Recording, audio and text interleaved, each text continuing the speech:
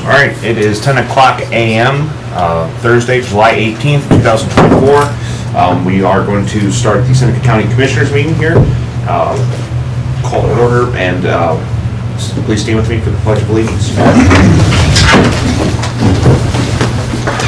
I pledge allegiance to the flag of the United States of America and to the republic for which it stands, one nation under God, indivisible, with liberty and justice for all.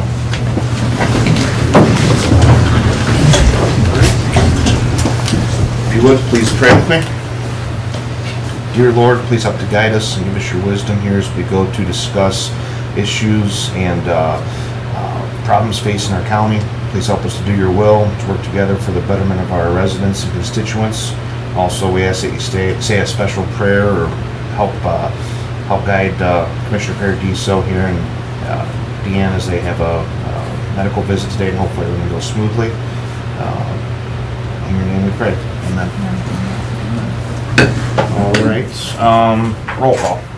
Commissioner Paradiso is absent. Commissioner Schuff? Here. Commissioner Franker? Here. Two of the three commissioners are present. Minutes. At this time, I will accept a motion to approve the digital audio and video recordings of the previous board session from Thursday, July 11th, 2024. So move. Second. Commissioner Franker? Yes. Commissioner Schuff? Yes. Motion passes 2-0. All right, appointments. We have some visitors here today. First, we're going to start here. We're going to have Coben Height. He is with the Board of Health Vector Control Technician Mosquito and Tick Prevention presentation. The floor is yours, Coben. Welcome. Corbin. Did I spell it wrong on the... No, you didn't. I just read it wrong. Okay. Sorry, Corbin. No, that's fine. Cool. So today I'm going to talk all about insects and what I do as the vector control technician at the Seneca County Health Department. This is a program that just started this year, but given what we're going to see today, hopefully it will be a growing program throughout the county, and we can learn a little bit more about that. Oh, that's better. Cool. So I'm just going to dive right in, and we're going to begin with mosquitoes. I'm going to tell you a little bit about why I'm here and why this is important. So in Ohio, we can see three main arboviruses, or viruses that are spread through mosquitoes. The main one, the world that I live in, is West Nile virus, which I can talk a little bit more specifically about. Then we've also got La Crosse virus, which is, Ohio is the highest site in the world for La Crosse virus cases, only about 20. It's just one of those novel rare diseases. And then all kinds of encephalitises, which maybe you've heard of equine encephalitis. We have those. We do a lot of horse monitoring with that. But then humans can also contract that from mosquitoes that jump from horse to mosquito. So we're really pushing reducing mosquito breeding habitat in Seneca County. And I think this is an area that we can really lack in standing water. And so this graphic on the left shows you kind of anywhere these mosquitoes can breed. Naturally, they like tree holes, and so that makes them really good at breeding in any kind of trash or debris. Tires is a big one you hear. And so we're really asking, like kiddie pools that you don't chlorinate, we should be dumping those out and setting them on their side. Anything that can gather water, picking up litter. And rain barrels, treat your rain barrels. And so that on the right are mosquito dunks. This is a naturally occurring soil bacteria that is compacted into this little ring. You drop it in. It's non-toxic to humans and other animals. I wouldn't recommend drinking the water, but if you're going to use it for any kind of use around the house, these dunks are really good resources and can stop those mosquitoes. I've seen a lot of barrels around the county full of mosquitoes. It's treat your rain barrels. Next, a big one that hopefully we're all getting used to is preventing these bites in general. So wearing longer clothing. Light clothing is said to attract mosquitoes less. I don't know the science behind that, but that's what they say. And those DEET mosquito repellents. I know it stinks. I know people may not want to use it. But right now, this table on the right shows us a research paper that said DEET is really the only long-lasting repellent for mosquitoes. Sleeping in a tent or with a net over you if you're sleeping outside, and then just maybe being aware when do you want to go on that walk, when do you want to walk the dogs, those kind of things to try and prevent those bites. And lastly, if you're going to travel, this is the main way that people in Ohio contract mosquito-borne diseases is they travel without looking ahead. They don't get any vaccines. They don't take any preparatory measures. And we actually see cases of malaria, dengue, chikungunya, things like that in Ohio because they traveled elsewhere. We don't have these traveling within our communities, but rather outside. People get those vaccinations at the health department? Yes, or through different physicians. It really depends. Like yellow fever, I think you'd have to go to Toledo. There's a whole list of where you might travel. On the ODH website, they would have where you might travel, what they recommend, and then the health department can definitely help you find where those vaccines are given, and some of them, yes, are given at the health department. So this summer, I'm going around with these gravid traps, which are right there on the left. They're really convenient. I can pack them up easy, and I set these around the county, all over the county. And these collect Culex mosquitoes, which are what transmit West Nile virus.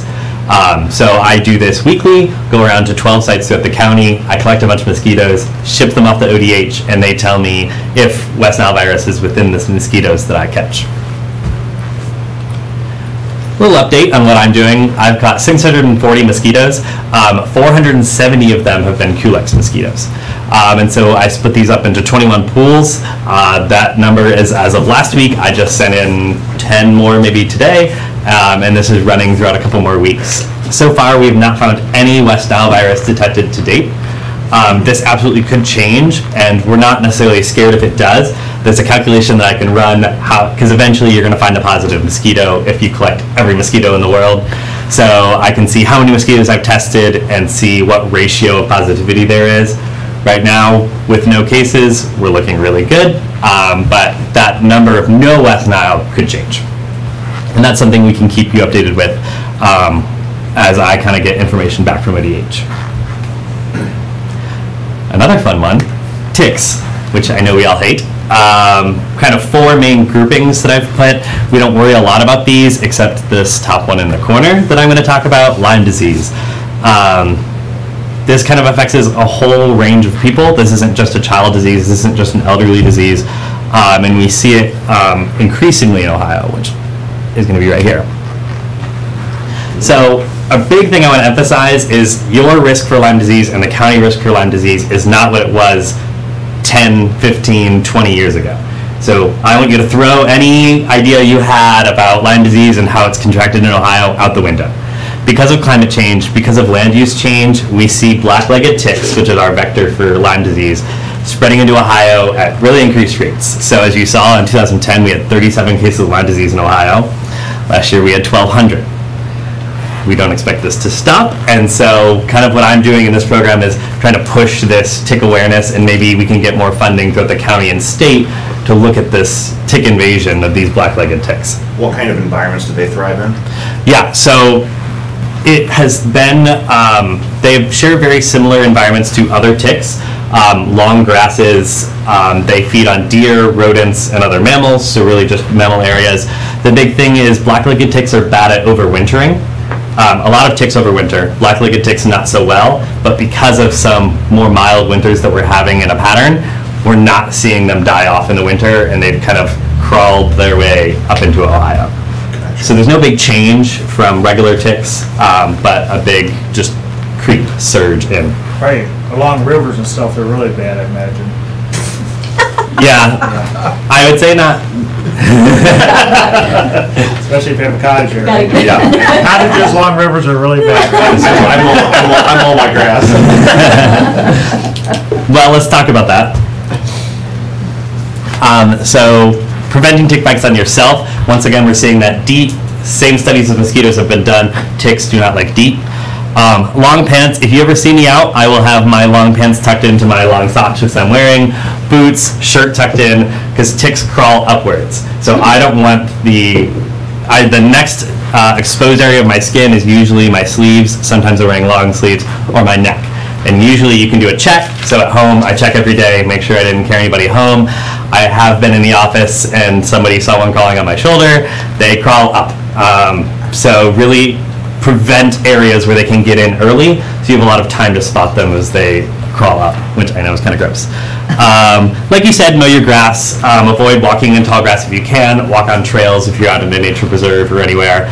And then lint rollers can be really good at just kind of like full coverage. If you're wearing dark shirts, you can't see. They're great at picking up those ticks. Big one is, what do you do if you have a tick bite?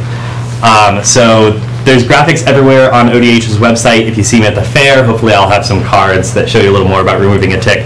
But basically you want to get that whole tick, including its head, out of your skin. So you want to pull vertically upwards, out, which will hopefully take the whole tick out. Watch for this, the bullseye rash. This is pretty standard in Lyme disease cases and exclusive to Lyme disease cases. And so this is a really good indication you should see a physician if you have this kind of bullseye rash after a tick bite. Very quickly, you can submit ticks to the health department. I'm here for a couple more weeks, plus they can take them on a yearly basis. It's great to turn them in. ODH can test them and kind of figure out what's in our county. These are two specific. This one on the left is the Lyme disease tick. This one on the right is the ehrlichiosis and other bacterial disease tick. So just so you know, we have lots of different kinds here, but it's always good to keep fresh on what we should be looking and turning in. That was a quick overview. If you have any questions, I'll take them, but thanks. Anything, Bill? I guess my style is in. My jean shorts, and now I gotta go knee-high socks. Yep, yep. So there's my, yeah, the farmer style is coming. Hey, there's a reason it's there. Basically, don't go hiking at the county parks in flip-flops and shorts is what you're saying. Yeah, exactly. So, no, that's very informative. Good presentation, thank you. Thank you. Yeah, you want to bring up a picture? Oh, yeah. Erica, come on up. Erica's like, oh, I will take the picture. I can use your phone and take your picture. I mean, the chair. Yeah. The chair, sorry about that. Yeah. Is this light okay, or do you want me to turn the light back on? Back on, yeah.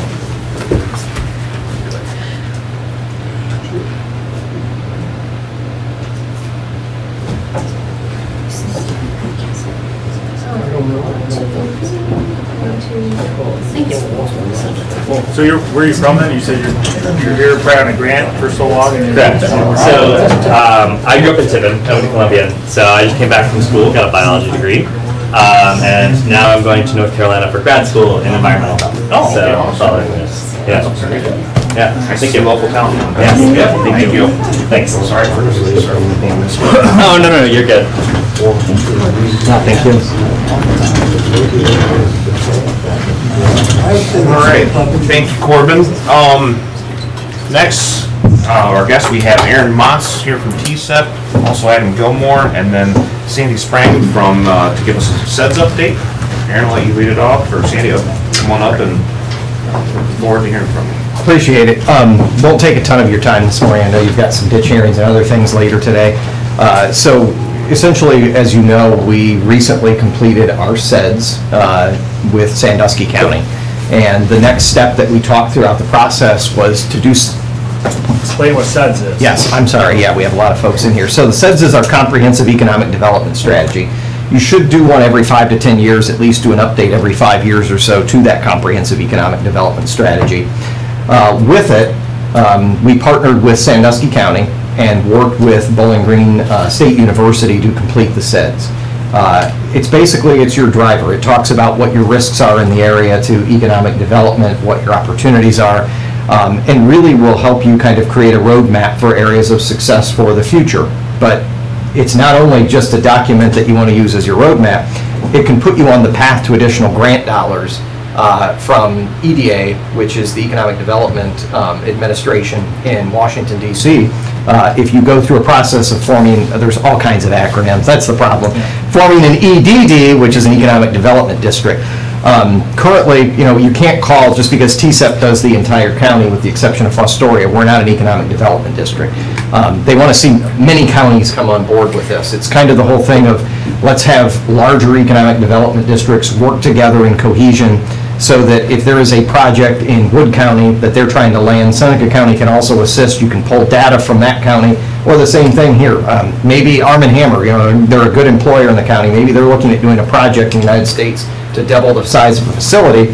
We could start pulling data and get backup and help from other areas. That's just one of the many types of things. But there are grant dollars available through the EDD that only EDA, that would transfer through an EDD that would benefit us here in Seneca County. It could be for road infrastructure projects, to help with housing, to help with manufacturing units, anything like that, essentially.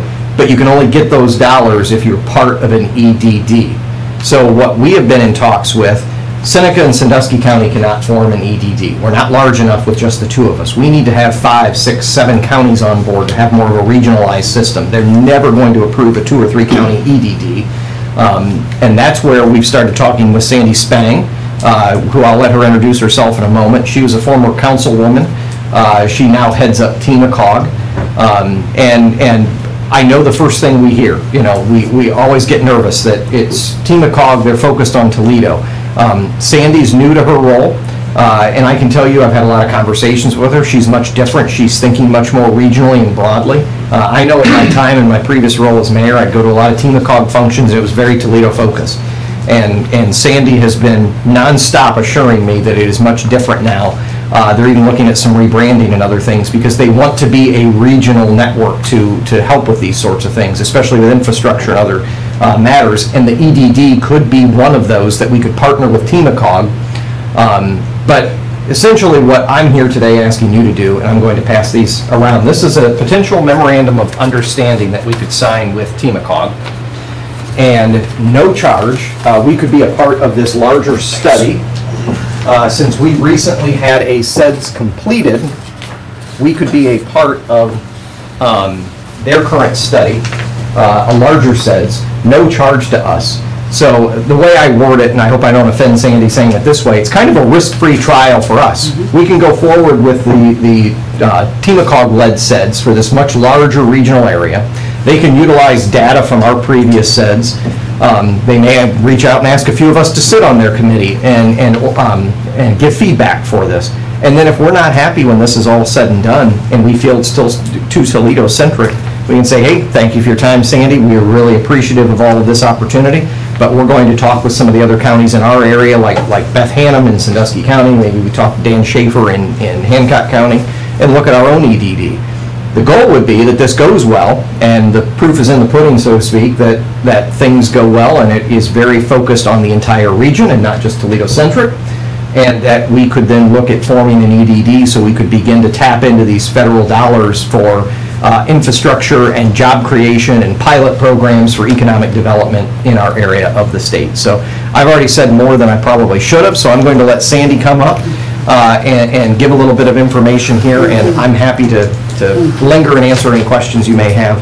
I won't stand behind you. I'll go sit back down instead of... Well, you're probably going to have to get one of those hooks and drag me off, because I am delighted to be before you. I did have a chance to speak to Commissioner Paradiso when we talked about the potential for a regional transportation planning organization, and I can answer questions about that as well. But this opportunity to be before you today is, to me, it is a big opportunity, and I brought Marissa Beckstein with me today too, because Marissa does special projects for us, and she just is completing for our Metropolitan Planning Organization, which I'll speak a little bit more about that. She's finishing a long-range transportation plan for Lucas and Wood County. She also is working on a regional climate resilience plan, and she is including Seneca County in that, because right now, all federal agencies have been charged with 3 things when they consider funding: equity, workforce, and climate resilience. And you can get extra points on any grant application. They will ask you, do you have a regional climate resilience plan? And so far, no region in Ohio does yet, and I said, we're going to be the first, or we're going to try to be. And Marissa stepped right up and said, I'll handle that plan. She will also project manage the new SEDS. What does that mean, climate resilience plan? Marissa? So we'll be looking at different assets. So our focus will be on transportation assets, water quality assets, and economic development assets. So things like roadways, bridges. Essentially, it has a lot is similar to the county EMA plans. We actually had John Spur with Seneca County. He came to our first meeting. So we'll be identifying past weather and climate events, hazards, and kind of doing some vulnerability assessments on how those hazards might change in the future, and what we can do to make sure infrastructure is ready for flooding events, and so it will save us money in the end, You know, you're not gonna, you can build a roadway up or build, you know, barriers if you have a roadway that floods, look at your stormwater and drainage and all that stuff. It's better than I thought it was gonna be. Yeah, So- it's When you environment. hear that, I'm like, I know. oh, here we go. Commissioner, it's environment, kind of the bigger environment versus just focused on, you know, let's say recycling Oh, yeah. and, you know, gas and oil. This is like your living environment, kind of like an environmental review. It sounds like your environmental review is focused on, well, what are the impacts to our local water quality? This is the environment in which we live in, which is why economic development. I know, and terrible wording of what it is. You're right. But having this plan for the region can help reduce match sometimes. Sometimes it can mean a 10% reduction in match. We also included Seneca County in our Justice 40 dashboard. Justice 40 is a federal all-of-government program that says 40% of funding across many, many federal agencies, almost all federal agencies, is being set aside for communities that are considered disadvantaged, but not the way we've seen disadvantaged in the past, where it's mostly low to moderate income. But for example, what they consider, for example, transportation disadvantaged, meaning if you don't have a car, you might have a hard time getting to health care or getting to purchase food. So, or that perhaps there have been transportation decisions or environmental decisions that have left a community with some disadvantages. There are counties in Seneca that are part of Justice 40. What can that mean for you? It can mean preferential consideration for grants, and it can mean a zero match. And I know how smaller communities have a hard time taking advantage of federal programs because you can't make a match. And so we put a Justice 40 dashboard on our website, and we did include Seneca County, and you do have Justice 40 census tracts within Seneca County, so I wanted to add that. But I wanted to speak first to why an economic development district matters. I came to TMCOG with that being my primary goal, to bring an economic development district to our region. TMCOG talked about doing it in the 90s and then didn't act on it. Oh, I wish they had. There are 400 of them across the country. And Russ Mills from Bowling Green, from the Center for Regional Development, worked on the SEDS for Sandusky and Seneca. Well, the BGSU did. Nicole Pfeiffer did yours. And he worked on the SEDS that for Lucas Wood in Ottawa. And he came to TMCOG and said, you need to form an EDD. The stakeholders want it, and there'll be a lot of advantages. And I said, they were skeptical, unsure, do we need to do this? And I saw such a huge advantage because of just what Aaron said. We're locked out of a lot, there are grants we just can't apply for. But I kept saying, Russ, if we had some data. Well, finally, even though Russ has left and gone to the Federal Reserve, he didn't forget me, because in July, he sent me a study the Urban Institute had done, and I've shared it with Aaron, I've shared it with Beth in Sandusky, and boy, this has got the compelling story. It shows that there are 400 of these EDDs in the country. They get 71% of the EDA grants. They get 79% of the construction grants. They get 3 times per capita the dollars of the non-EDD parts of the country. It's 50% of the population, but they get 71% of the grants. Okay, so it's compelling. You want to be inside, not outside. In our region, we're on the outside. And the SEDS is the first step.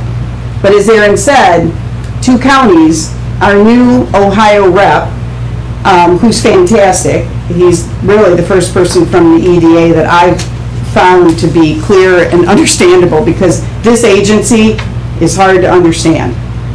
I will tell you, this is one of the hardest things professionally I've ever done, is try to get this designation for our region. It is very, very difficult. Some of my peers in other regional councils, it's taken them 10 years. I do not intend it to take 10 years to bring these resources. We need them now in our region, and I do not intend to have it take us 10 years. But one of the things that they want you to do is they want you to do your own SEDS internally. Meaning, we thought, and BGSU thought, that the SEDS that they created for communities would sort of count towards your EDD. We found out they want you to do it internally. That's why it will be very helpful for us to sort of bring your SEDS into ours, because we're going to be doing this internally with Marissa being our project manager. So I do want to share that. I also want to address your concerns about, is this going to be Toledo-centric? First thing I want to say is, it was not wise years ago in the 1960s when TMACOG was formed, when they named it the Toledo Metropolitan Area Council of Governments.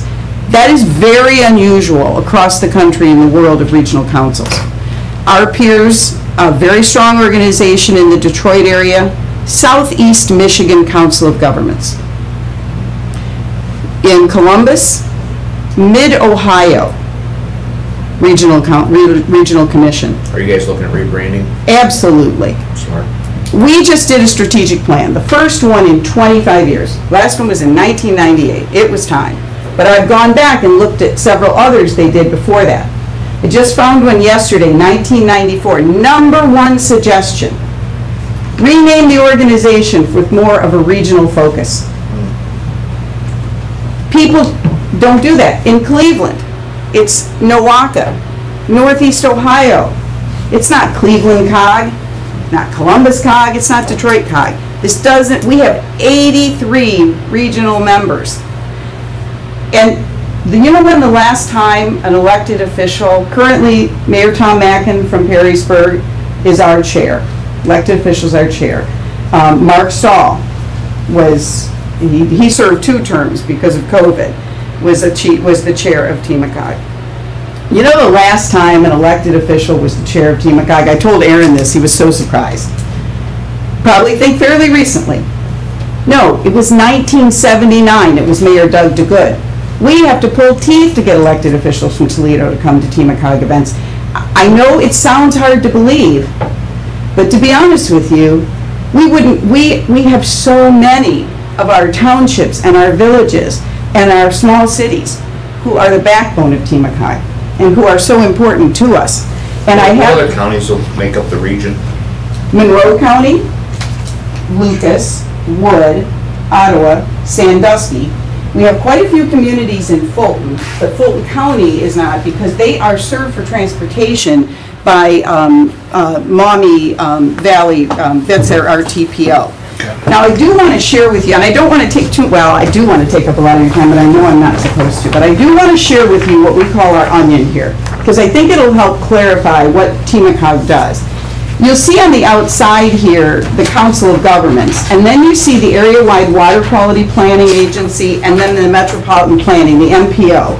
The MPO, that is in the smallest one, that's what we do for transportation planning, and that is ordained by the Federal Highway Administration. So as part of that, we do a long-range plan for them, we do a legislative agenda, and you'll see both of those are in here.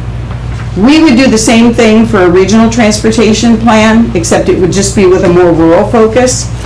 And I did want you to notice, I've marked here, the Fostoria bypass has been in our long-range transportation plan. Now this one's about to expire, and Marissa's putting the new one out this coming year.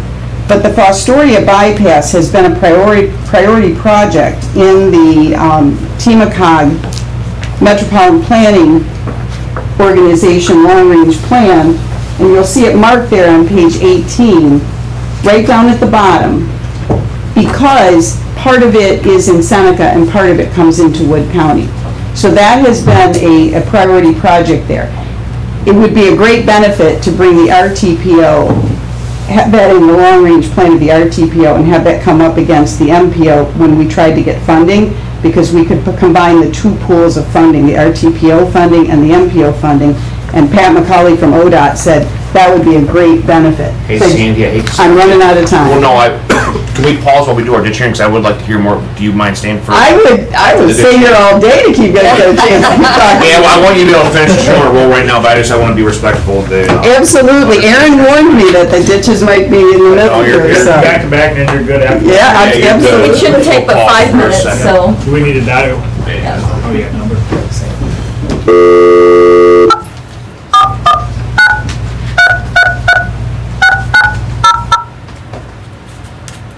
There's an extension. Yeah. Thank you for calling the Sandusky County Conference Bridge. Please enter your conference room number. 86100. County, how are you? Good morning. You got Seneca County Teresa. Commissioner. Good morning. You have Seneca County Commissioners Bill Frankert and Tyler Schuff. Commissioner Paradiso is not with us today, so you have two of the three. All righty. Commissioner? Good morning. Morning. Can you hear it all right? You cut out there for a split second, but you're okay now, I think. Can you hear us? Yes, I think we're just waiting for Wood County, Okay. which we can get started. I can do this Sandusky, well, let's just give them a minute. Yep. So that's not fun, because when we broke down the schedule, we've got, I can do the Sandusky Seneca County joint, and then, I will do the Sandusky Seneca Wood. And then I put in Iowa, you have one together, and then I think Iowa has one, but I'll still fun. So we'll just kind of get through and we'll get everyone's done, but I think Seneca just needs to be on board for the first couple of them anyway. Sounds like a plan.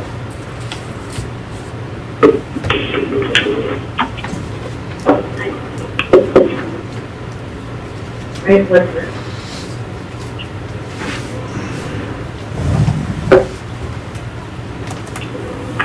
Anybody want a song they can sing?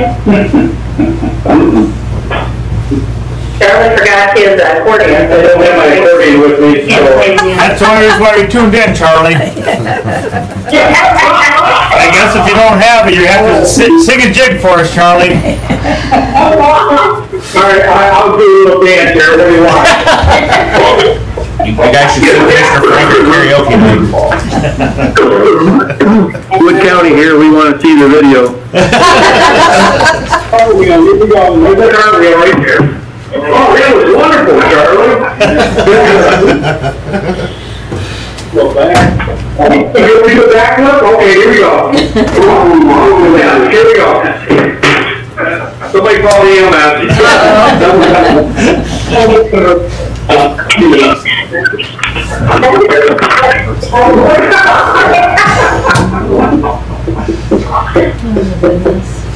Do we have Wood County on? Yes. Okay. Do we have all three commissioners of Wood County? What do you want this game into?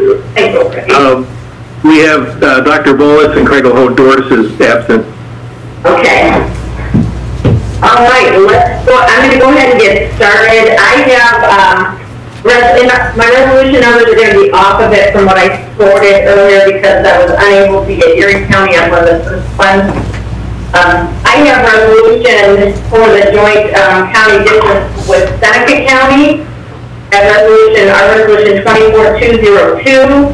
It's authorizing that the proposed maintenance work for 2025 for Bark Creek Joint Ditch 673, Barton Group Joint County Ditch 718, SL Cheney Joint County Ditch 752, Indian Creek Joint County Ditch 681, the Stacy Group Joint County Ditch 831, and the Alley Ditch number 091 in Sandusky and Seneca counties to be approved as submitted by the ditch maintenance supervisor.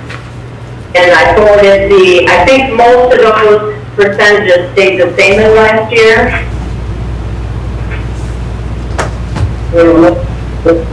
So moved, Commissioner Frankert. Thank you. Second, Moore, Sandusky County. Any discussion? Any questions? A roll call vote. Commissioner Zimmerman? Yes. Commissioner Miller? Yes. Commissioner Schultz?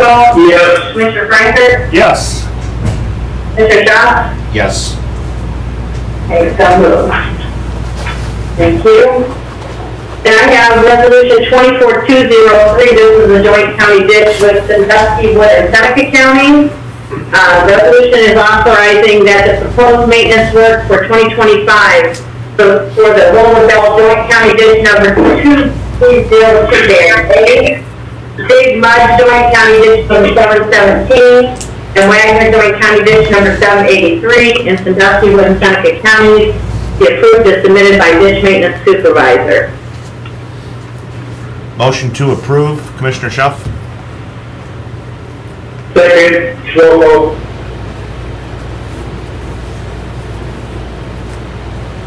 Any questions or comments? Roll call vote, Commissioner Zimmerman? Yes. Commissioner Miller? Yes. Commissioner Solto? Yes. Commissioner Boland? Yes. Commissioner LaHoe? Yes. Commissioner Franklin? Yes.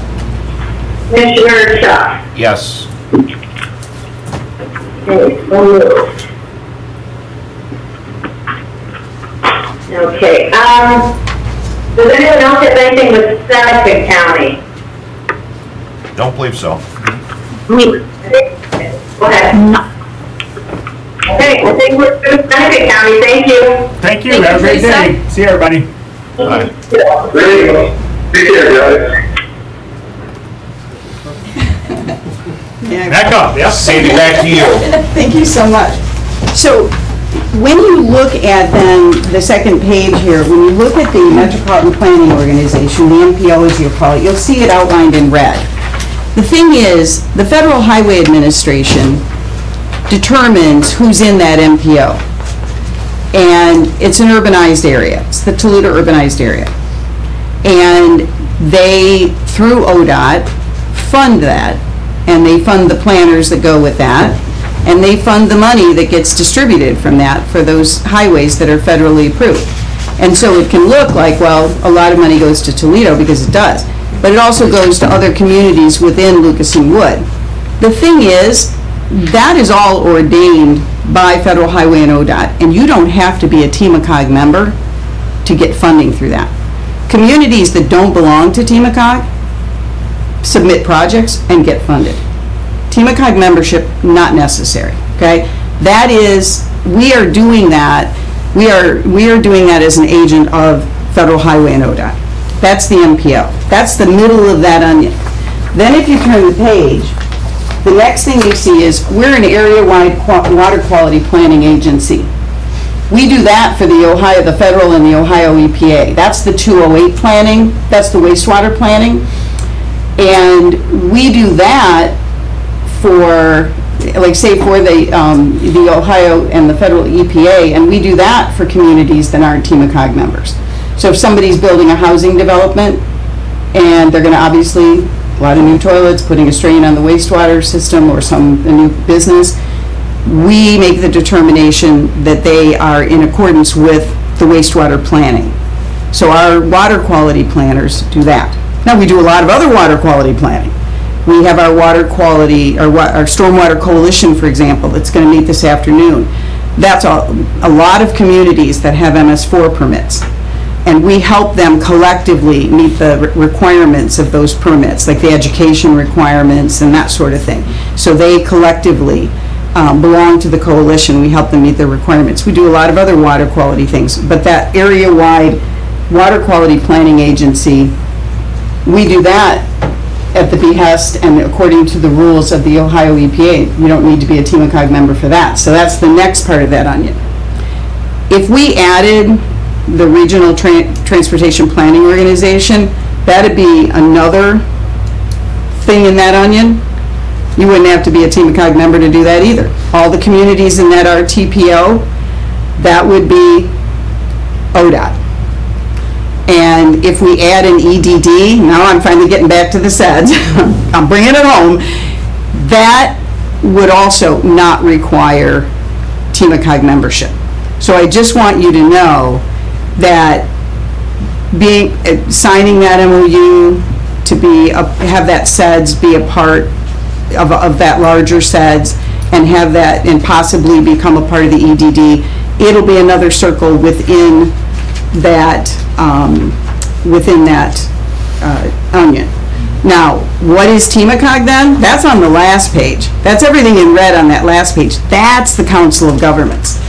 That's that 83 government group that come together as a Council of Governments. And I think there's a lot of value in that. I could go on and on about that. One of my favorite things we started in the last year is called GLEAN. That's Government Leaders. I always get mixed up on the acronym. And I helped figure it out. But it's where they come together, like we bring all the administrators together for the townships and the villages and the small cities, and they share best practices and you know, everything from how to lease a fleet to how do you buy salt, you know, what do you do with your investments. We have the fiscal officers, we've just started the utility billers. They come together, things like that. We have educational programs. We do a lot of things as a council of governments. We've been advocating for the bypass for Route 23. We're really getting somewhere. I'm excited about some of the things that are happening. That's council of government stuff. That's membership. But all those other things we do, that's not, you don't have to be a member to be a part of the MPO, the RTPO, the EDD, the area-wide water. Those things are not necessary. It's not necessary to be a member. So I just wanted to clarify that this does not require TMACOG membership. That membership, that's Council of Governments. And that's that last page. That's all those red things. So we wanted to share that. But that said, I think that we would be stronger together as an EDD. I think that's what Aaron and I believe, and I want to say that this is not a duplication. There are great people doing economic development all throughout our region. I think I've gotten to know, I know most of them because that's what I was doing for the city. After I left council, I joined the administration, and I was mostly working with small businesses, which is really where my heart is. And I saw what we were missing out on, not being able to go after these EDA grants. And so this is not duplication.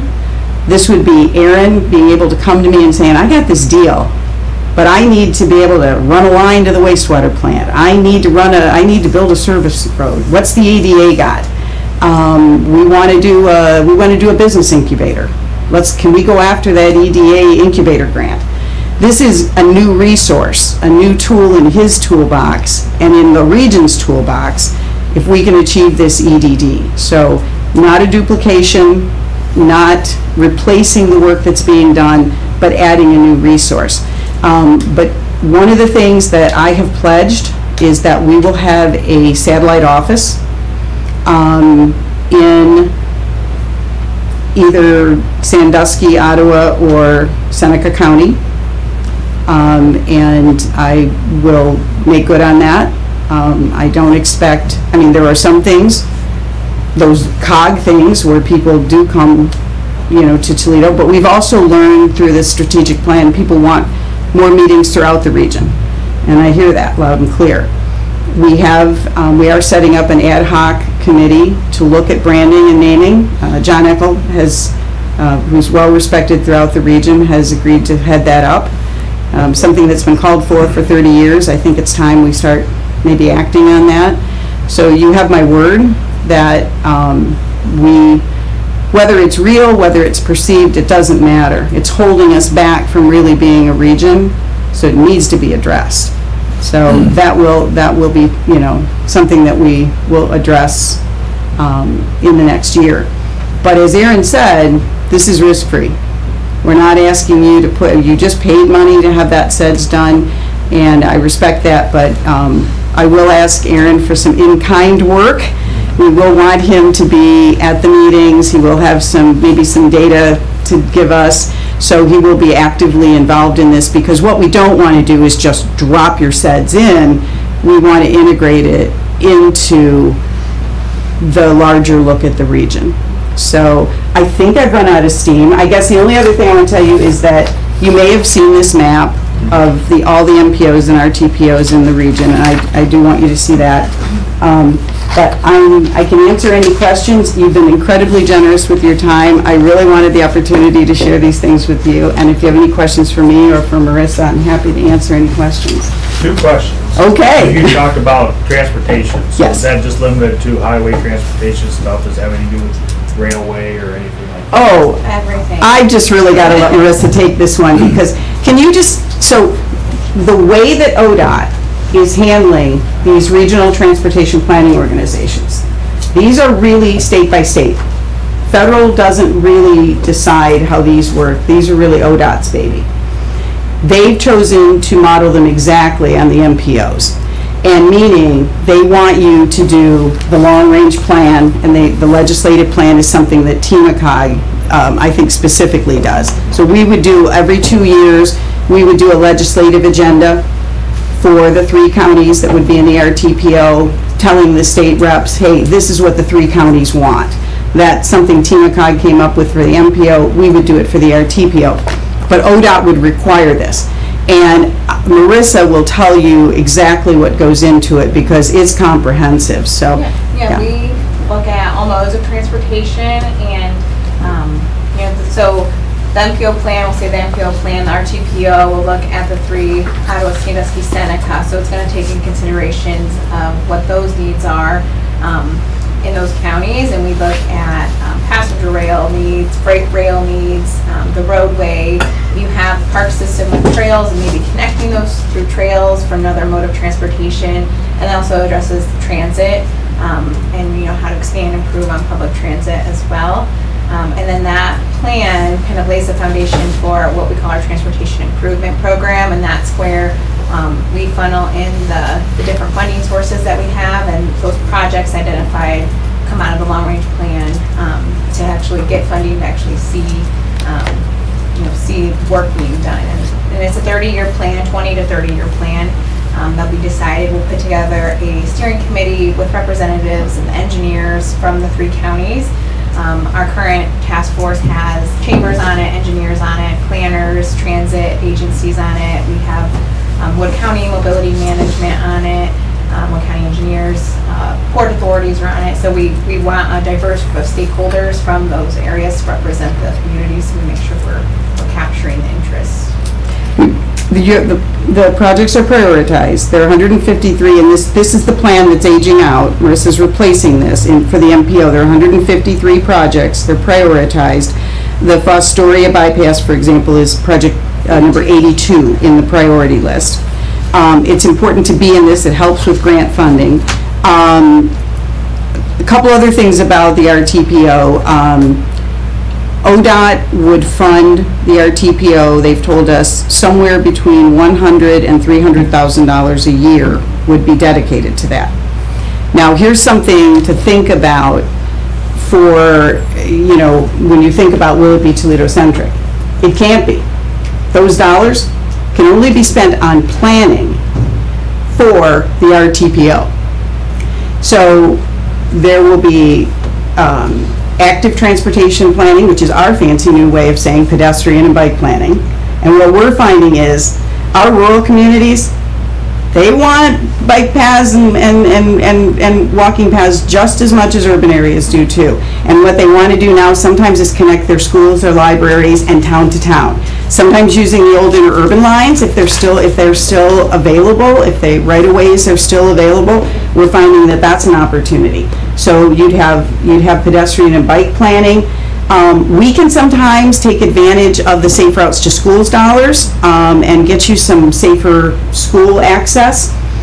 There's a lot of safety dollars out there. Fostoria, I just got one here in the last week. Yeah, and a lot of times your county engineer's already on top of that, but we can often provide safety. We can provide traffic counting.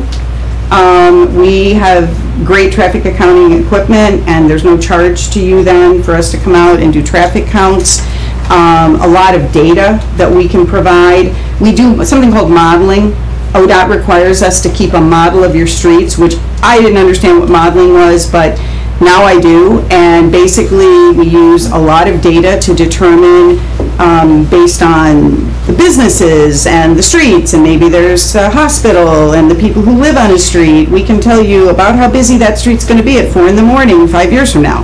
And that modeling is done. So everything that the MPO gets, and our TPO gets too, and that's what those transportation dollars are spent on, but only in that 3-county RTPO, and that's year in and year out.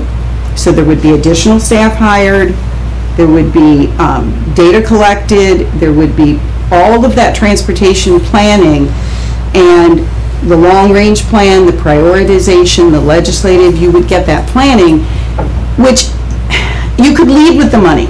You could say, well, how much money is there? You know, the MPO gets $18, $20 million a year. Well, statewide right now, the RTPO fund has $10 million in it. And if you look at that map, the RTPOs have proliferated, right? Now there's only 9 counties left in the state that aren't in an RTPO or an MPO. $10 million is a lot of money. But talking to the state legislators, a lot of these RTPOs have just formed in the last year or 18 months. Lima those 7 counties, that was just in the last year. And a lot of these have just formed. So there's a lot of pressure on the legislators to put a lot more money in that fund to fund the rural. So you don't have to have, in an MPO, because that's federal highway, you have to have federally qualifying roads. These RTPOs, this is coming from the state. So we can talk to our state legislators and say, put more money in the RTPO fund. And we can use that for projects that aren't federal roads. We can use that for your priority roads. And that's just dealing with ODOT. A lot more flexibility. It's exciting. This is a fund, you know, before you had to use, well, right now you still do because you're not in an RTPO. You're using just the rural fund. You and the remaining 9 counties are the last ones drawing from the rural fund. But now with this RTPO fund being formed, we can keep asking the legislators, increase that. Look at the good that's coming out of it. Look at the projects. And we can start asking them to put money in there for things like active transportation and other new ways to address things like, you know, we've constantly got to talk about rail separations. Many of our small communities want to talk about how to make their rail separations safer and better for their EMS folks and stuff. So you would have comprehensive planning, which I would rather talk about the planning than make promises about how much funding you'll get. Do I think you'll get more funding? I do. ODOT has assured me there'll be funding. You'll get projects funded. But I would rather lead with the planning, because I think in the long run, having this comprehensive big picture planning is going to mean a lot to your county. And I think when you look at having the comprehensive economic development strategic plan and the comprehensive transportation planning, and if they're done with the same people in the room, transportation and economic development, they're not done in a vacuum. They go together. You know, when you've got a company coming in and looking at sites, Aaron, transportation and water and utilities, that's what it's all about. And that's why it's so valuable to have Marissa heading up the SEDS, because she knows all the transportation assets in the region. So she was the one I wanted. I said, I want you to move over to the SEDS because you know all the transportation assets, and they matter so much to economic development. So I know it's a lot to think about, but I'm available. I'm going to leave my card and my cell phone's on it, and I just want you to know that Cell phones, plural? My one. I said cell phones. No, phone. I tried the 2-phone world and I couldn't do it, so it's my phone. But if I seem really enthusiastic, it's because it's just exciting to me that you're a community that we can bring new services to, and I'm excited about that because I think we've really got a lot to offer. And so I would really like to work with you. And I think we can really, I think we could have some fun. I think we could bring new services. I know you've got a great engineer. I know you've got great economic development. We're not replacing any of the things that you're doing. We're just offering new resources, and I think that we could really work together well. So, love to have that opportunity, but I respect that you have questions. That's your job, and I'm happy to answer them in any way that I can. So, thank you. One more. Oh, that's right, you said 2. Right. That's Yeah, right, yes. yes. Yeah. So when you talk about area water quality planning and Yes. stuff, and you mentioned about, you know, the sewer and all that stuff, is there anything outside of the rural areas that you look at as far as any, you know, with EPA and stuff on any bad behavior stuff, I would call it, or anything like that, runoff or whatever into the streams and that kind of stuff? Is that kind of out of your scope? Oh, no, we do work. We are one of the few regional councils. We have an agriculture advisory committee. That's one of the things that we would set up with the RTPO. We have advisory committees for all of our transportation groups, and we have advisory committees for all of our water groups. And we formed an agriculture committee, and it's been really good because that can be, a conversation that people find difficult, but we have found it to be really helpful. Because we find that most of the folks involved in agriculture want to do the right thing and want to stay on top of the new technology. And we also have a very good relationship with the Ohio EPA, and we try to help, keep that line of communication open. So and also EPA can help a lot with some of the economic development projects, and they can be a positive force that way. So we work with them to the degree that we can to help our members. We are very involved with our water plants and our wastewater plants. We just won an award, a national award. We're pretty excited about it. I don't know if you know this, but a lot of times folks think that they're the only ones who are dealing with it, but there is a shortage, a looming shortage of water operators, wastewater and drinking water plant operators. The problem was that most of these licensed operators came on after the Clean Water Act passed in the 70s, and now they're all retiring. Nationwide, they expect 50% of them to retire in the next 10 years. In our region, numbers around 44% by 2028. And what's been happening is it's really hard to make a licensed operator, to create one. The pass rates on the EPA tests are terrible. Wastewater is like 28% pass rate, drinking water's a little closer to 50%. That's still not great. And then you have to have 2,200 hours in a plant. Now you pay somebody 2,200 hours, and the next thing you know, they finally get fully licensed and somebody poaches them from you. And this was going on, and our members were complaining about it in meetings. So Kari Groen, our head of water department, she wrote a grant to the federal EPA, got $500,000, partnered with Owens Community College and City of Toledo and a couple of the other plants, and developed a program to train licensed operators.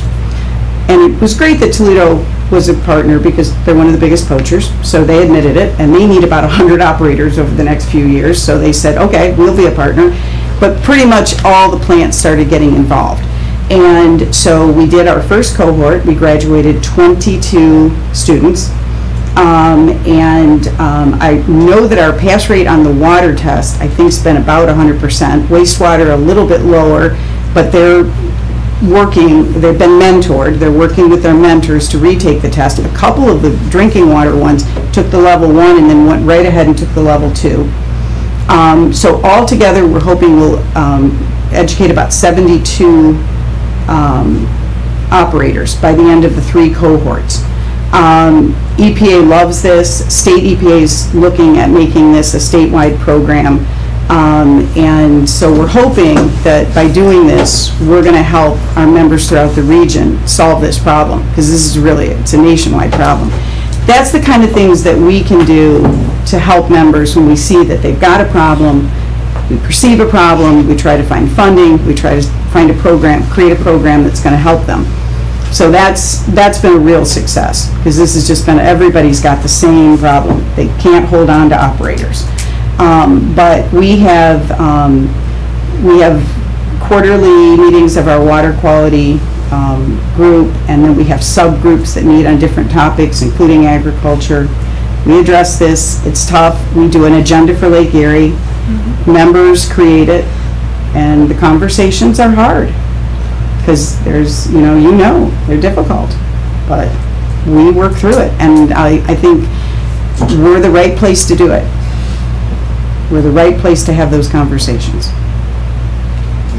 Nope, I think, we'll be in contact with some challenges for you, so yes. Yep. You just want to make sure you're working on shut down his farm. Really, I'll say That's not gonna happen. That's not gonna happen. No, but I will. Because I mean, like I say, farm and we, farmers in general have done, GPS equipment, grid sampling, done all the stuff, but there's, some other things going on that kind of turn a blind eye to that we're concerned about the county, so that's kind of... Well, absolutely, all the help you can get to help protect Lake Erie, the rivers, streams, and everything on it, so that's refreshing that... We understand that this is a very complex subject, and I think Kari would love to meet with you and talk with you. She is so knowledgeable, and she sees all aspects of this. And I should have brought you our agenda for Lake Erie. I'll make sure I'll send some to you, because that members come together. And I'll tell you, it gets very interesting, the conversations that go back and forth, because there's a lot of different points of view on this. But together, They come up with a position paper for TMACOG, and it's really interesting. And the thing is, Ohio EPA is in most of our meetings, and sometimes they get an earful. But they also are quick to help when people need help.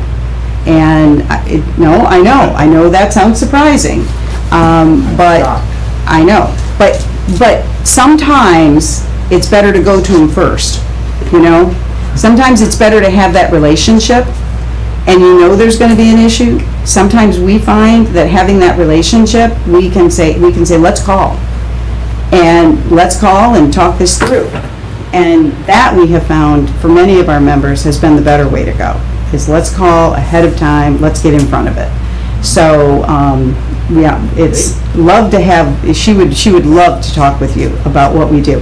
And I think we offer a lot of help to our permit holding communities, because it's hard to meet those permit requirements, especially the educational requirements. Doing it as a group, that has been really valuable. I think we've saved the communities a lot of money and a lot of time by helping them meet those requirements collectively. So that's something else that she'd love to talk to you about. But I have taken so much of your time. Well, thank you. Thank you so much. Make sure we get her contact. I will. Sharing us and stuff I will. like that, Yeah. Can you provide a packet for Commissioner Paradiso? Yes. Since he's not here. Absolutely. We brought one. I think this one right here. Sandy, can you just tell them time frame though? Because at least with this SEDS, you need some kind of quick action. Yes. Not necessarily a vote today, but you need some fairly quick action. So that the existing SEDS for Lucas, Wood, and Ottawa expires at the end of 2025. If we leave them with no SEDS, then the things that they are able to get from, there are some things you can apply for now through the EDA and other grants that you can use your current SEDS for. If we let that expire, we're going to leave them in a bad spot. So it generally takes, it's considered 18 months is a nice amount of time to have for the SEDS. We're already kind of beyond that point. Our EDA rep wants us to apply pretty much immediately. And so I don't want to push you, but if you're feeling like it's something that you're going to do, if you could do it soon, we'd like to get, he can do a very quick turnaround on the application for the SEDS. And I'll just add one more thing. If you don't join us, it's going to be an update of the Toledo Region SEDS. They call it the Toledo Region SEDS. If you join us, this is from Lee, the Ohio rep, it's going to be an all-new SEDS. And I promise you, we will not call it the Toledo Region SEDS. Okay? It will have a different name, because it will be an all-new SEDS. Because it will be bringing in the new counties will mean that it will not be an update of that SEDS.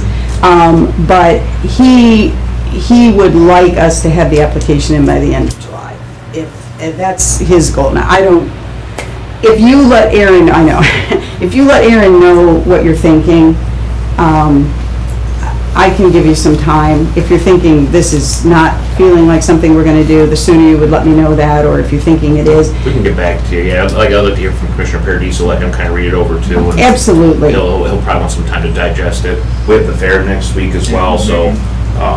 Yeah. So the earliest action will be August 1st. August 1st. Okay. Would be our first meeting. Yeah. If you can give me a sense of where you're heading with that, because then if you thought it was a direction you were going, we could start preparing the application to that end either way. And because then we would know that we could get moving forward on it. And so, yeah, that would be really helpful, because we do want to get moving just so that we don't have a loss of continuity for the other counties. So, thank you, Aaron. Thank you. You would have thought I had said everything that there was to be said. Apparently, I think it's just important, we get over 100 different communities in all these counties speaking from the same sheet of music. It's a lot more important with a lot of issues, even like you've brought up with concerns with bad actors or whatever. It gives you a lot stronger of a voice versus just a couple of people in Seneca County or whatever it may be. I think this is a great opportunity for us to get on board. But the MOU is just for the SEDS. That at least gets us started. So literally a risk-free trial for us, and I will not hesitate to report back, as you know, if we feel it's too Toledo-centric or whatever. Which Absolutely. I'm assured it will not be, so. Yeah, absolutely. That is just for the SEDS, and our goal is that this SEDS, there's a lot of movement and change in the way that SEDS are being created. Marissa's doing a ton of research, and our goal is that this SEDS is going to be, it's going to have a lot of measurable, implementable pieces to it, and that we'll be able to come back to you with metrics about how things are going each year. You do yearly updates, so our hope is that it'll be kind of a living document that we can really, use it to guide our economic development. So that's our hope. So, all right. Thank you for your time. Thank you. You guys are welcome to stay for the remainder of the meeting, but if you'd like to vacate and continue on with your business of the day, you're welcome to do that as well. So thank you for the update and the report. I think they want me back at that water meeting, so. We won't take any offense if you have to duck out, so. But we will send you that extra information that we talked about, so make sure you get that. Appreciate it. Thank you. Thank you. Yep. Thank you. Have a great day. Do you need another one of these for any of you, or are you good? I think Tony's got one, Barb's got one. I think we're You good. need one, Sherry? Yeah, Gary's got one. You got one too? Thank you. Okay, we're okay. good. Thank you. All right, Yeah. all right. Thank you. Give Adam a hard time after I leave, please. We usually do, Aaron. Thank you. Thank you. Thank you. All right, we will push forward here to commissioner reports. You mind leading off there, Commissioner Frank? Sure. So actually last Friday, I had a little conversation with TSEP on the meeting today and stuff, so that's why I wanted them to bring Sandy in to kind of give us an update, and so we all hear the same story on that. Monday, conversation, I'll lead into that more with our county engineer and stuff, but kind of follow up from last Thursday meeting, just questions and stuff on that process there since he wasn't here. Last night, we was over to Loudon Township. They had the trustees pass a resolution to place the zoning on the November ballot. So I had a meeting there, and they decided to proceed forward and let the people decide where they want to be at with the zoning in Loudon Township. So that's kind of up to today. All right, thank you. The commissioners and Barb, we had sat and talked with Mark Zimmerman as well about the kind of 34 water line project, so making sure we're communicating with that and kind of seeing what Mark has to say and just bringing everybody up to speed as far as our group goes. Tuesday, Sherry went to a Rotary meeting with me, gave some updates to them as far as what we're doing in the commissioner's office. I went through the PowerPoint that we did at the educators breakfast, just kind of told them the 2023 year in review. Also, Commissioner Paradiso and I and Barb, we had an EMS meeting this week. We were here with Mr. Hafley and some of the board and just went over some items for EMS. And then yesterday at Bicentennial Committee, so I know like the Chamber, Bryce and Marissa, I think I'd mentioned it at the previous meeting, they had a project that they'd want to do where there's a 12-foot tall, it's an hourglass. They have some architectural drawings kind of done up, but they wanted to do something kind of special here for the end of the bicentennial. The Homer Simpson on there is just to show you how high it would be compared to a normal person. That's at a 6-foot scale, but it'd be over a 12-foot high, possibly. They're looking at steel or aluminum, but it was an hourglass, and they're working with a local group here to kind of do something special for the bicentennial, but they're looking at different locations. They've discussed Garlow, Rotary Park, possibly out there at the Opportunity Park, out where the county campus is. So thanks to Bryce and Marissa on some of the stuff they're working on, but kind of a neat project. The hourglass was kind of a theme for the bicentennial. So yeah, this one's over 12 feet tall. It'd be kind of a neat little monument to have, but I'm sure they'll come to us with more, maybe come give a presentation here once they get some more drawings done up. But good bicentennial meeting yesterday, and just yeah, this week kind of flew by, but that's all I got for now. Administrator's report, Barb. Been super busy the last week or so. So I am working on getting all of the grant paperwork back to Congressman Latta's office for our Bloomville project that is complete.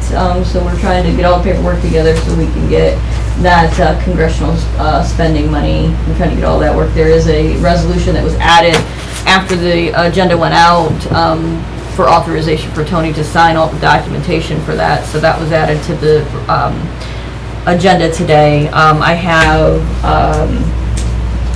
a request from the Scipio Township Board of Trustees. They have unanimously voted to give the Seneca County Sheriff's Office a 1990 GMC 6000 rescue truck that was taken out of service from the Scipio Republic Fire.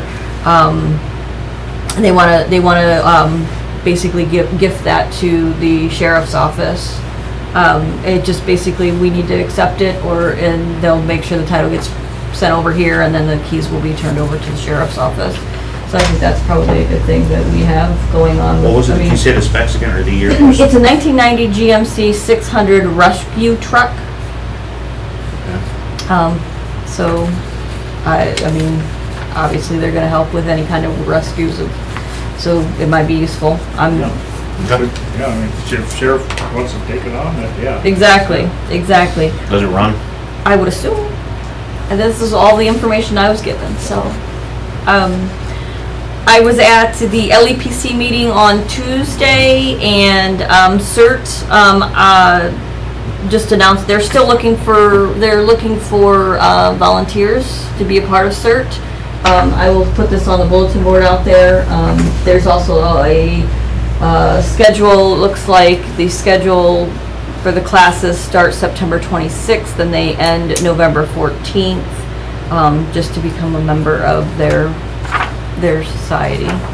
So I did receive a letter from the Attica Independent Junior Fair Board. They are asking that you attend their opening ceremony the morning of August 6th at 9 a.m. This is the 148th Attica Independent Fair. It will be held August 6th through the 10th. Also had a request from Bryce at the Chamber in regards to the Educators Appreciation Breakfast, August the 8th at Tiffin University's Marion Center. We usually attend that, and I think there was talk of getting a proclamation for that.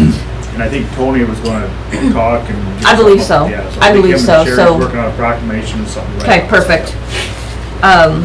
So I guess if you are going to attend, just make sure that you register for that with Bryce. You're ready. And then I got an email from the County Museum that they were presenting Seneca County Bicentennial Trivia at the Tiffin Historic Trustee on August 24th at noon. It's a Saturday. It'll be held at the I'm going to say this wrong, Grammys Brown House. Grams, I'm sorry. Brown House, located at 172 Jefferson Street. So just thought maybe, bicentennial trivia, that might be interesting. I won't be there. And then the last thing I have is, again, county budgets are due August the 19th. And then I'll get started on that process. Barbara, where are we at on the ag building? Is there any updates with that? I know you still work with USDA. I just got a response from USDA for some of the changes for the building plans. Those have been sent to the architect to take a look at. I just got those, I believe, Tuesday. So it's moving along. Yeah. I mean, it's just a process. So yep. they're asking for some changes. Get the architect to make those changes, and then we'll send it back to them again and see what we come up with. And just a few. To me, I think it's just all in how much they want in their space. So, but we're getting there with that. Good. So, do we have insurance on the building? Yes. Good. There is insurance out there. Mm-hmm. All the utilities are in the county's name now. I think we should be good at the ag building. Bloomville, again, they moved in last week. I haven't had heard of any issues out there. Have you, Chief? I'm sorry? Ticks. Really? Since they've mowed or before they mowed? They didn't say. Okay. So there we go, the high standing grass. Is there a spray or anything for ticks? I can get with John to see if we can find something else. We sent a ticket to John. I'm sorry? We sent a Ticket, okay, so, there we go. Yeah. And then this afternoon, there is a meeting out at the Newrigal station. Kind of make sure that things are in place before they start putting drywall up. So things are moving along with that one pretty quickly, so. Good we're stuff. moving ahead with that. Anything else? Any public records requests? Oh, yes, I'm sorry. I did get public records request from the solicitor of City of Clyde. He requested some information regarding any communications that we've had with the engineer in regards to the 34 water project. And, you know, any meeting information. And we haven't had any public meeting other than the meeting that we had last week that you recorded, so They can view that at any time. absolutely, it's on our website, so, other than that, I don't think I have much more for you. I seen another email came through during the middle of our meeting, so we'll address well- that when we can address it. I will tell you that there will be no meeting next Thursday because of fair, and then the next meeting will be August the 1st. We're gonna give you a week off, Tom. That's nice. Come on out to Fair Sale, we'll be all floating around there all week, right? I want you to explain what that gal said a little bit ago. A lot of acronyms. But I don't have anything else for my report, so. Barb, you good? Room report? Yeah, you have any questions? Old business, they need to discuss the old business. I do. So actually, that brought up about the County Road 34 project when we had the city of Clyde last week, and Mark wasn't here, so we did have talk to him on Monday just to kind of, you know, gather scope with the permitting, with, you know, kind of a little bit of the process there. And I think, you know, through that process, you know, I think communication is one of the things that Tony had we all talk about is that so talking to the cities and the way Mark's always done his projects is that if there's something going on, they've always met with landowners and kind of give them a heads up on it. And it seems like that, you know, City of Clyde's not wanting to be forthwith on communication with, you know, the residents and stuff on that. And, you know, we talked with me, and I, you know, did reach out to Paul Pfizer and just offer a suggestion, you know, just let's communicate. And then all of a sudden we get the public records requests back, and it seems like they're wanting to make it a little more difficult what they need to do. So what I propose is that I feel our constituents need to know that if they come home from work sometime and there's an excavator sitting in their yard, you know, even though it's on the road right away, we get that. You know, when you're going to have a 30-plus inch trench 5 foot deep, I think that the folks, you know, need to know that. So I propose we just send a postcard to the residents along County Road 34, tell them that this is a project that could be forthwith and coming, and allude that it's not a county project. The City of Clyde is taking the lead on this, and then provide the City of Clyde's information and stuff to them, so that way there's no surprises stuff on that. I mean, Yeah, if they have questions, they can call them. That way, if they have questions, they can call them, and also follow up. I think Mark did some reviewing too, and, you know, some of the issues is asphalt driveways, concrete driveways, whatever those are, and he actually did find back in October, he sent an email, said that they will probably will have to bore any asphalt driveways and stuff in there. So I know there's some questions, yards and that kind of stuff, but again, you know, I just think that I don't want people blindsided, you know, when this project starts. So if you go to that, Tyler, we'll start proceeding with that. So. No, I think it's a good idea. Yeah, they need to communicate. I mean, this isn't a small project. What is it, 7-8 miles that it's going to be getting dug up, and it's going to make a heck of a mess. People don't know what's going on. So, yeah, they should be communicating that with the public. And yeah, I think if they're not going to do something, we'll step up and send out a postcard and just keep people informed. And I think there's nothing wrong with that. Yeah, and that's what even engineer, I talked to Matt Watson from Tiffany, he says they got door hangers they put on, and he said they'll do it even 2 or 3 times during the project when it's, you know, something big going on. So, and that's what I know Mark's always been good on communicating when they have projects going on there. When they widened out 34 there, I mean, he talked to landowners and stuff on that, I know firsthand he did. So, you know, so I think that's just the communication aspect of it, kind of go from there. So Transparency is important. Yep. So I think it's a good idea. I got it. Yeah, we can roll with that. We'll talk after, get something written up and get it sent out. So Makes sense. Anything else? that's all I got. Any old business from you, Barbara? All right, let's move forward into new business and sub-PEPs, please. New business, supplemental appropriations. I have, for the general fund, $312 for the transfer out line. This is for the JFS mandated share. Again, we kind of take a guess as to what the state's going to mandate us for, because we don't get that till after our budget is completed.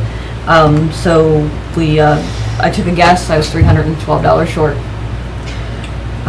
So the American Rescue Plan Fund, capital improvements of $253,853.80. When the agenda went out, it was incorrect on the agenda. It came out at $253,583, transpose the number, so I apologize there.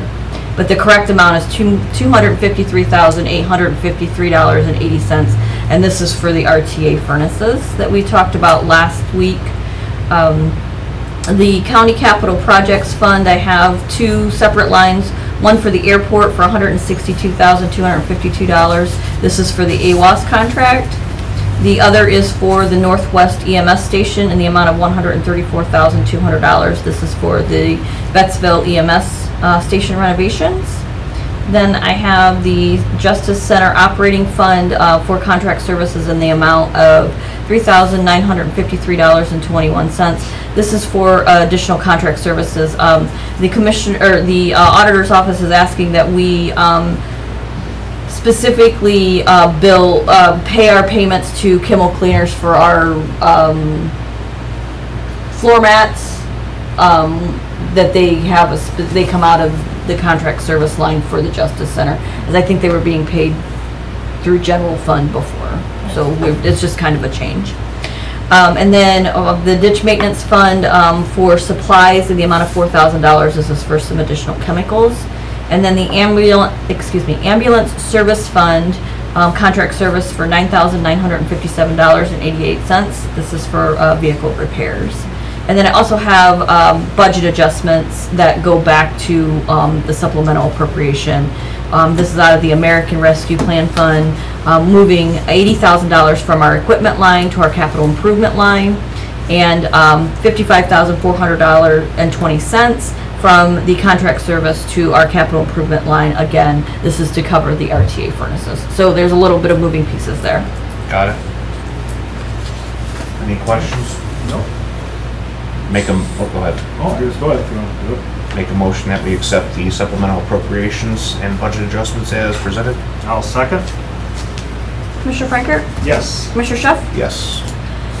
And then I'll move on to resolutions. I have several. Resolution entering into contract with KDH Construction LLC for the Bettsville EMS building renovations. So moved. Second. Any discussion there? Any questions or anything like that? Commissioner Frankert? Yes. Commissioner Schuff? Yes.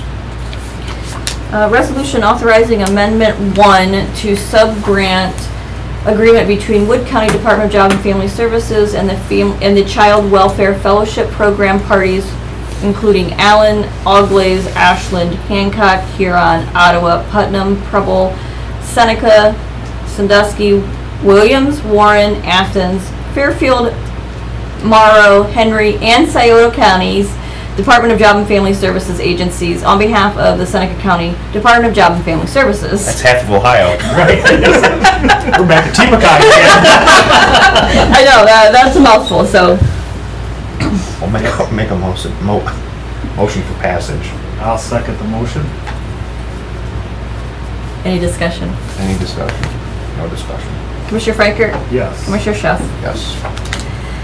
Resolution authorizing a fund transfer be made to the Public Assistance Fund 2030. This is for the mandated share for Job and Family Services in the amount of $68,816. So moved. Second. Commissioner Frankert? Yes. Commissioner Schuff? Yes. Authorizing the Emergency Management Services contract with the Seneca County Local Emergency Planning Commission for 2024 on behalf of the Seneca County Emergency Planning Agency. So moved. Second. Commissioner Frankert? Yes. Commissioner Schuff? Yes. Resolution authorizing contract with American Driving School LLC retroactive to July 1, 2024 through June 30th, 2025 on behalf of the Seneca County Job and Family Services. Motion to approve. Second. Is this kind of, what's this?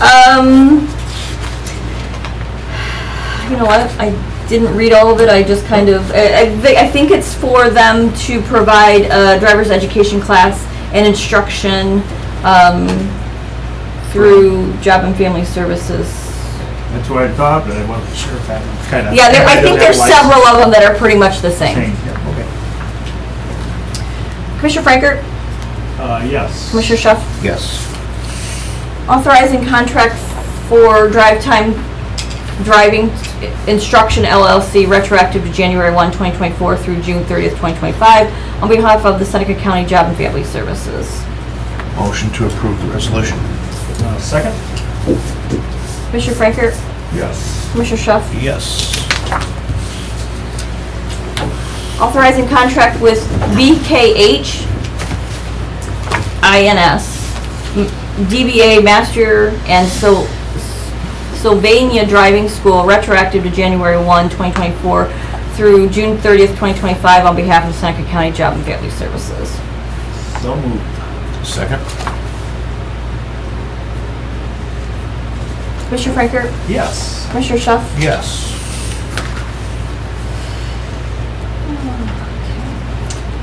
Resolution authorizing the updated Seneca County Prevention, Retention, and Contingency Plan on behalf of the Seneca County Department of Job and Family Services effective July 18th, 2024.